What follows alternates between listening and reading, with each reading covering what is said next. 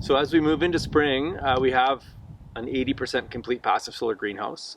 And that greenhouse itself is going to be our production system. Like, we are going to mostly do annual crops in there. So it'll be things like eggplant and tomatoes, peppers, anything that needs heat basically will be in there. And generally anything that needs heat and that's annual and wants a longer growing season will be grown in that greenhouse. We have another passive solar greenhouse planned, which will abut the south of our house. We've thought a lot about how to manage the building science concerns related to attaching passive solar greenhouses. And that one there is going to take advantage of the exhaust from our heat recovery ventilator.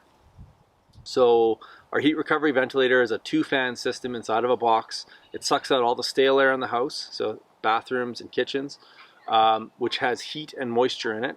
And then it brings fresh air in from the outside, and it preheats that fresh air with the waste air going out across the heat exchanger, replaces the fresh air into our air supply, and dumps the stale air outside that's now being cooled. But there's still thermal energy in that air that we're dumping outside. And not only is there energy, but there's CO2 and things that plants actually really like to eat. And so in that greenhouse, I'm actually going to apply some heat to that space.